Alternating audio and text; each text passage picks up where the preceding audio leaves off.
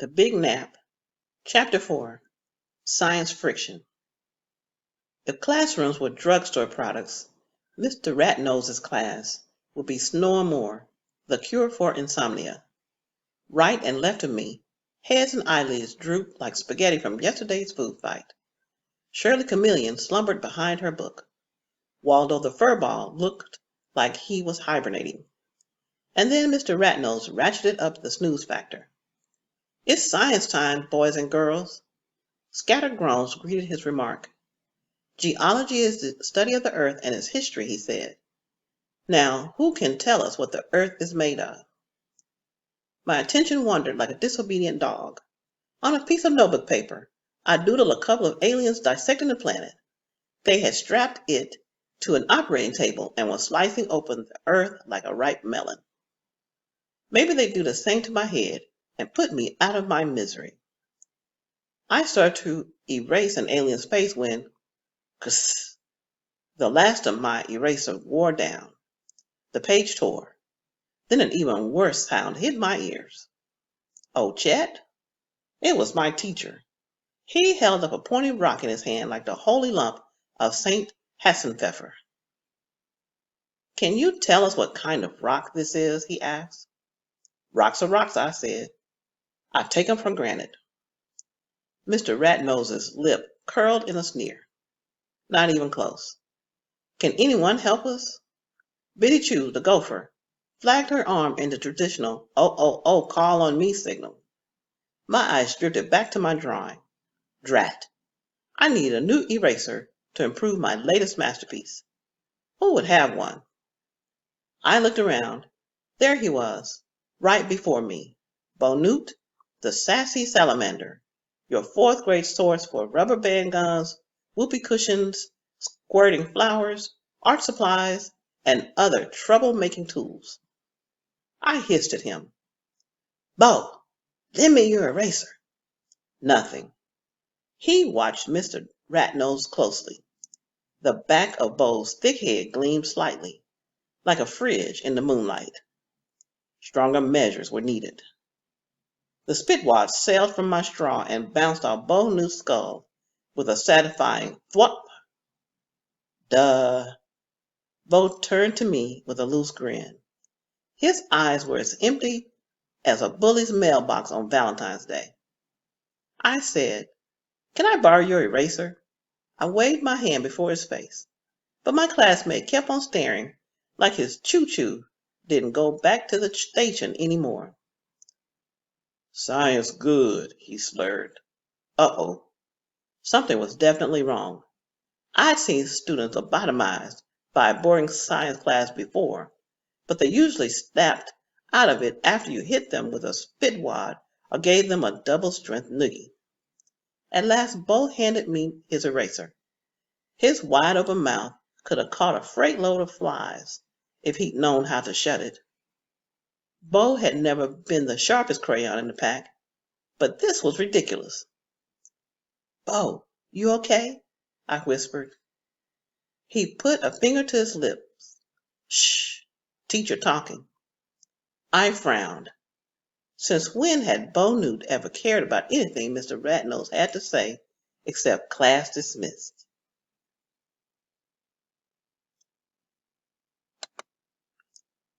Hey, hey, hey. A quiet snicker drifted over from the next row. The new kid, that skinny weasel from the playground, waggled his eyebrows at me and imitated Bo's blank face. Bo didn't even notice. He turned back to catch Mr. Ratnose's geology lecture, which was zipping along like a glacier with arthritis. He's as clueless as a porcupine at a polka lesson, Sammy whispered. It was pretty rude. I had to admit, though, I liked the way he put things. It reminded me of someone. But I couldn't stop to think who. My detective instincts had kicked in. First, Chatty Enamo went tongue-tied. Now something had turned Bo, the brat, into Percival Priss, law-abiding student and all-around wuss. One zombie is normal, but two zombies is strange, even for Emerson Hickey. I smelled a mystery, and where my mystery led, I followed, especially if it led me from science class. All right, sounds like in chapter 4, the plot thickens. We got another student acting strangely, and we're going to find out if there are any more in chapter 5. So stay with me, and we're going to chapter 5.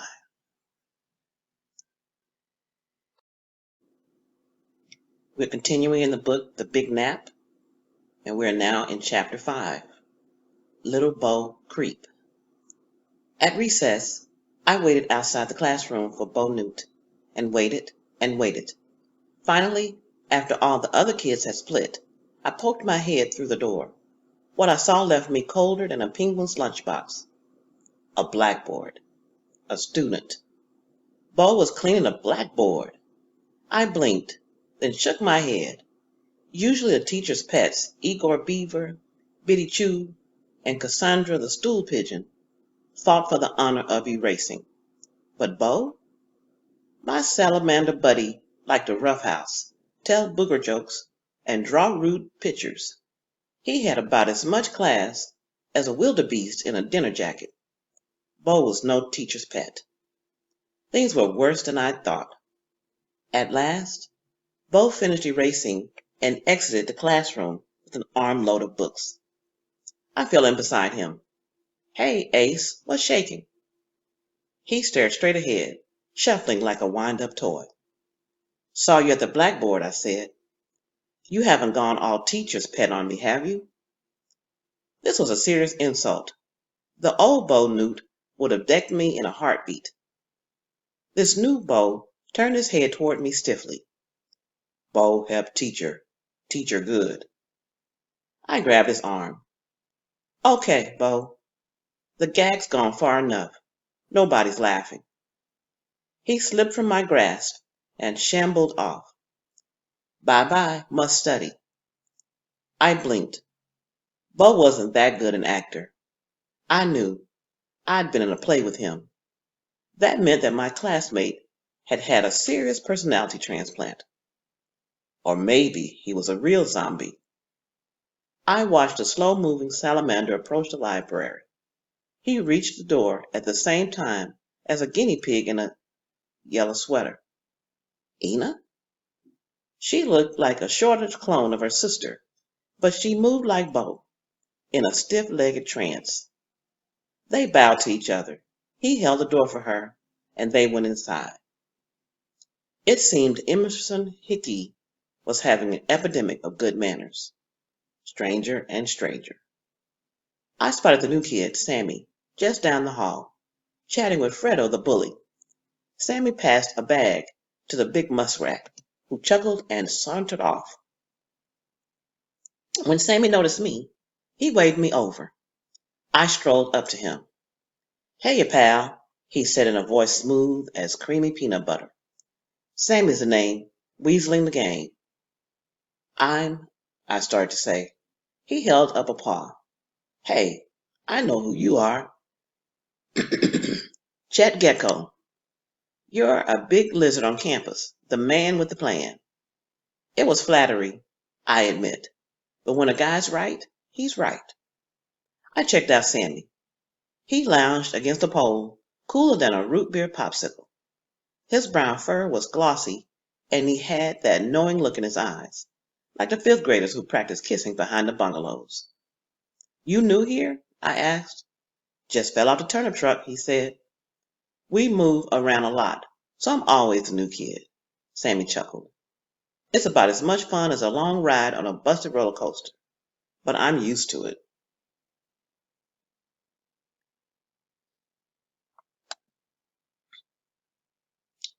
I liked his plucky attitude and the way he talked. "Made many friends yet?" I asked. Sammy shrugged. "A few. I'm still sorting out the cool kids from the jerks." "Yeah? Better do some more sorting. That Fredo is bad news on webbed feet." Sammy waved off my comment. "Don't worry. I can handle that goofball." "Okay," I said. "It's your lunch money." The weasel snapped his fingers. "Say, listen. My mom's a good cook. You want to come over for dinner some night?" "Dinner?" One of my favorite words. Yeah, sure, I said. That'd be fine. He flashed a smile. Cool, he said. Well, plant you now and dig you later, I finished. Sammy flowed off down the hall like a length of brown silk tied to a king snake tail. I saw a familiar figure across the library lawn. Natalie flapped up as I crossed to meet her. Where you been? She said. Having a chat with the new kid, Sammy. She watched him glide around the corner. I don't like him. He seems sneaky. Nah, I said, he's all right. I'm going to go over and have dinner at his house sometime. Uh-huh. She raised an eyebrow. Now, can we park the welcome wagon and get back to our case? You bet. As we headed for the swings, I filled her in on Bo's odd behavior. 2 zombies? She said. Yep, they may be connected, but let's concentrate on the one we're getting paid for. Okie dokie, we'll take things one zombie at a time. We sat on the swings. We swung. A horsefly circled above us, and I zapped him with my tongue. Thwick! Fuel for detective work. But before we could do any serious thinking, the bell rang. Rats. It's hard to make progress on a case when bells keep ringing like Santa's sleigh in a cyclone. I hopped off the swing. We trudged back to class. Let's try to get close to Ina, see what we can pick up, I said. Whatever it is, I hope it's not catching. Ha ha. Meet me outside her room after school. It's a deal, McNeil, she said. Natalie hurried to her class. I stopped by the candy machine and spent most of Mina's retainer on a Pillbug Crunch bar. For my own reasons, I hoped the case would take a couple of days to solve. There's nothing more selfish than a PI with a sweet tooth. All right, we're at the end of chapter 5, and we don't know if he's going to meet Ina or some other student in chapter 6, but we're going to continue on our journey and let's find out what happens next. See you in chapter 6.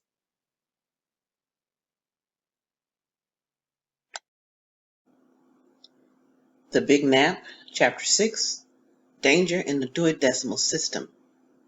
Soon as the last bell chimed, I slid out the door like a wombat on ice. We had to catch up with Ina before she got too far. I needn't have worried. As Natalie and I met by room 3, I sneaked a peek inside, past a steady stream of departing kids. Ina was cleaning blackboards for Miss Glick. Such a polite zombie. Maybe she could tackle my messy bedroom next. Natalie and I slipped out of sight, just around the corner.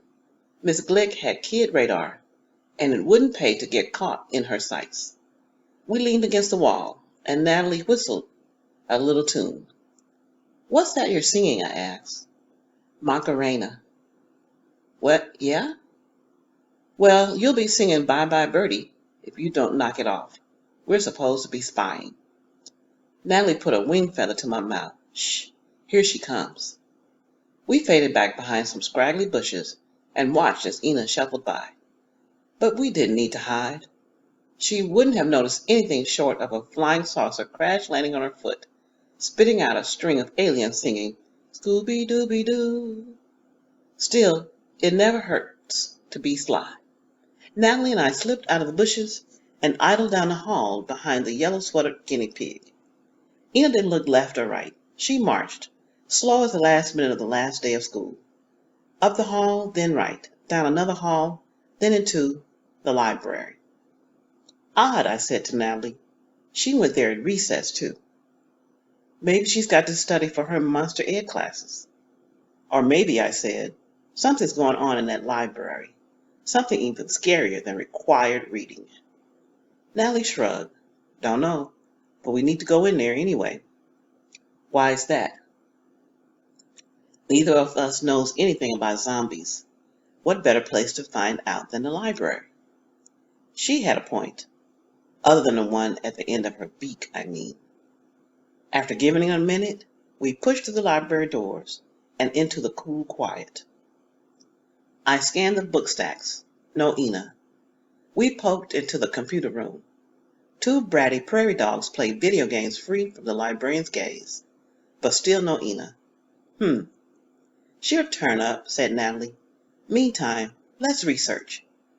She plucked her tail feathers into a seat and booted up an open computer.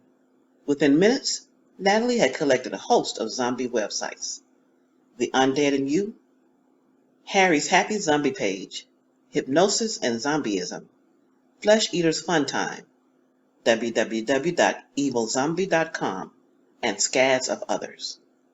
For some reason, I felt restless. You check 'em out, I said. I'll take another look around.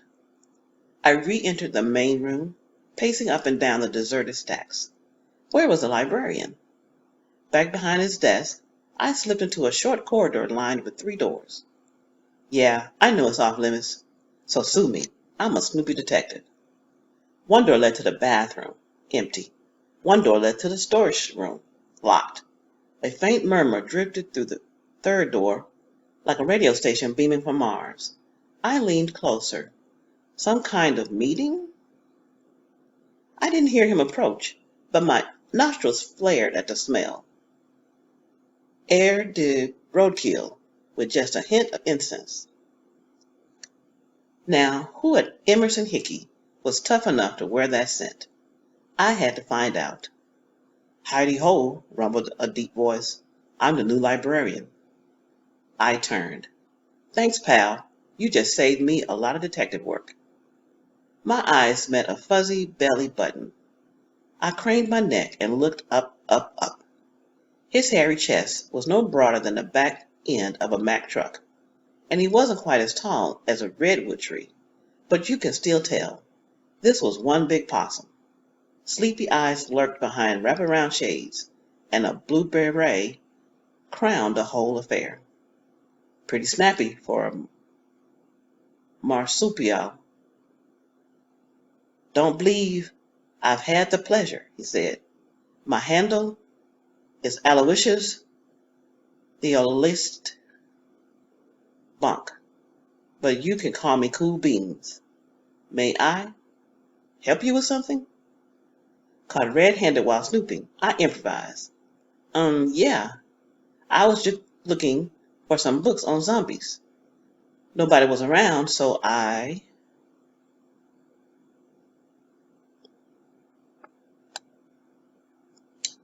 The big possum grinned, exposing 2 rows of sharp teeth.